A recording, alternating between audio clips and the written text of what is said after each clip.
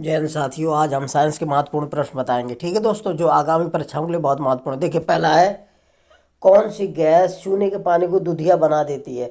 तो दोस्तों, चूने के पानी को दूधिया कौन बना देता है? कार्बन डाइऑक्साइड गैस होती है, CO2। ध्यान रखिएगा, चूने के पानी को दूधिया कौन बना देता है? Carbon dioxide gas, CO2। ठीक है दोस्तों, अगला है, संसार का सबसे जहरीला समुद्री सांप कौन होता है? तो हाइड्रोफिश होता है, ध्यान रखना।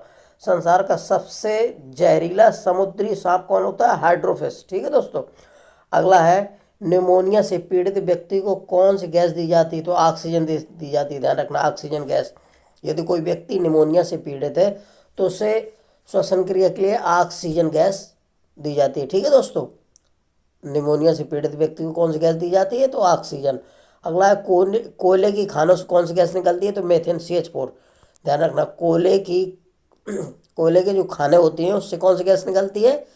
तो मेथेन गैस निकलती है, CH4। ध्यान रखिएगा। ठीक है दोस्तों, और ये मेथेन गैस जो तुम्हारे मेथेन गैस को, ये कोयले से जो गैस निकलती है इसको फायर डंप भी बोला जाता है, मेथेन को। ध्यान रखना, ठीक है। और मेथेन गोबर गैस में भी पाई जाती है और दलदली स्थानों में भी पाई जाती है। ठीक है दोस्तों, और धान के खेत में भी निकलती है, ये पाई जाती है। अगला है, मानव शरीर में रक्त की अपर्याप्त आपूर्ति को क्या कहते हैं? तो एक्सीमिया कहते हैं, इस्कीमिया कहते हैं। ध्यान रखना, मानव शरीर में रक्त की अपर्याप्त आपूर्ति को क्या कहते हैं? इस्कीमिया। ध्यान रखिएगा। अगला है, कौन सा कोयला सबसे उत्तम कोटि का होता है? सबसे अच्छा कोयला किसको माना जाता है दोस्तों? तो एंथ्रासाइड कोयला होता है, ध्यान रखना। सबसे अच्छा कोयले की वैरायटी कौन होती है? एंथ्रासाइड कोयला होता है। ठीक है, अगला है, वह कौन सी धातु है जिसके द्वारा कागज में लिखा जाता है? तो दोस्तों, ग्रेफाइट एक ऐसी धातु है जिसको कागज में लिखा जा सकता है। यानी कि ग्रेफाइट जो होता है, पेंसिल होती है लिखने वाली, उसमें ग्रेफाइट ही लगा होता है।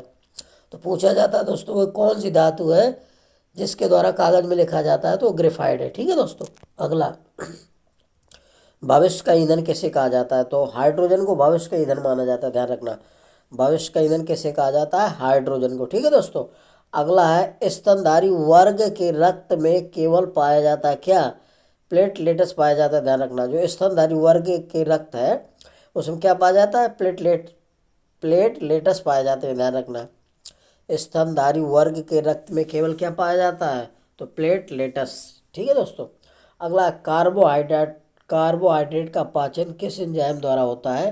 तो एमाइलेज एंजाइम द्वारा होता है। ठीक है दोस्तों, कार्बोहाइड्रेट का पाचन किस एंजाइम द्वारा होता है? तो एमाइलेज द्वारा होता है। ठीक है, अगला, जल की अस्थायी कठोरता किसके कारण होती है? जल की अस्थायी कठोरता किसके कारण होती है? तो कैल्शियम और मैग्नीशियम के बाइकार्बोनेट घुले रहने के कारण। दोस्तों, जल में जब कैल्शियम और मैग्नीशियम के बाइकार्बोनेट घुले होते हैं तो अस्थायी कठोरता होती है, ध्यान रखना। पूछा जाता है कि अस्थायी कठोरता का क्या कारण है? तो उसमें कैल्शियम और मैग्नीशियम के बाइकार्बोनेट घुले रहते हैं, इसके कारण होता है। ठीक है दोस्तों, अगला है, बेकिंग सोडा का रासायनिक नाम क्या होता है? तो सोडियम हाइड्रोजन कार्बोनेट होता है। बेकिंग सोडा का रासायनिक नाम क्या होता है? Sodium hydrogen carbonate. इसका फार्मूला होता है NaHCO3, ध्यान रखिएगा। तो बेकिंग सोडा का रासायनिक नाम क्या होता है? Sodium hydrogen carbonate. इसका अणुसूत्र होता है NaHCO3। ठीक है दोस्तों, अगला, मत्स्य पालन का अध्ययन किया जाता है पिसीकल्चर में।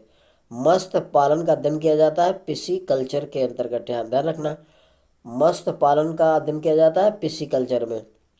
अगला है, दूध को संतुलित आहार माना गया है फिर भी इसमें कमी होती है। तो दोस्तों, दूध को संतुलित आहार माना गया है लेकिन फिर भी इसमें विटामिन सी और आयरन की कमी होती है, ध्यान रखना। किसकी?